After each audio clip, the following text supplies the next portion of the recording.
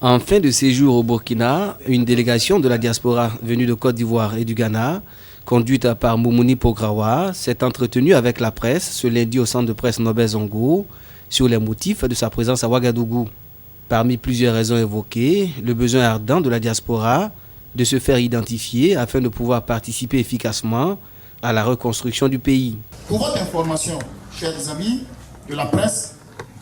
sachez que depuis les indépendances, aucun recensement n'a été fait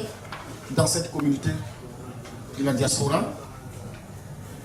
Donc, par notre présence sur la terre de nos ancêtres, le Burkina Faso, nous voudrions insister sur l'établissement de nos pièces administratives et le recensement de tous les Burkinabés de la diaspora partout dans le monde auprès du président qui sera élu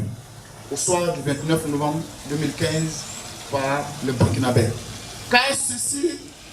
est le premier grand défi à relever si le nouveau président veut faire du droit de vote de la diaspora en 2020 une réalité,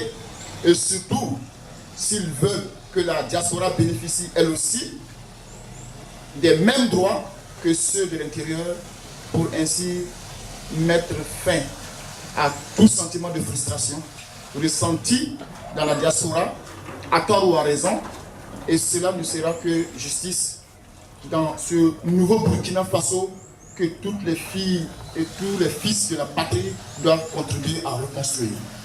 Rappelant que les statistiques estiment à plus de 10 millions les Burkinabés de l'étranger, cette préoccupation, selon Moumouni Pograwa, est d'autant plus prioritaire qu'elle a suscité sa visite auprès des candidats en lice pour les élections. Par notre démarche auprès des 14 candidats à l'élection présidentielle de 2015, nous voudrions éviter qu'on attende l'approche des élections prochaines de l'année 2020 pour encore nous dire qu'on n'a pas le temps, ou qu'on n'a pas les moyens, ou qu'on n'a pas encore les moyens. Notre démarche vise à dire haut et fort au futur président du Burkina Faso et à son gouvernement que la diaspora a bel et bien compris le message et a bel et bien fait le sacrifice de leur droit de vote par patriotisme. Et que 2020 doit être l'année du vote de Burkina de la diaspora. Citant également pour preuve de nombreux défis à relever, dont certains sont d'office connus de tous, la délégation, par la voix de son porte-parole, a estimé que la mise en place d'un ministère plein dédié à la diaspora constituera une solution à toutes leurs préoccupations. La diaspora attend la prise en compte définitive de leur droit de vote pour 2020. Nul besoin de vous rappeler certaines réactions violentes qu'avaient eues certains compatriotes de la diaspora sur cette question pendant la transition, ce que nous avons condamné et combattu d'ailleurs. Pour tous ces motifs, nous pensons que la création d'un ministère des Burkinabés de la diaspora s'imposera inévitablement, car aucun ministère des Affaires étrangères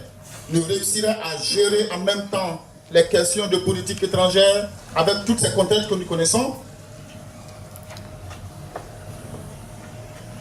Pour nous, notre diplomatie doit être reconstruite sur de nouvelles bases de confiance entre notre pays et le reste du monde,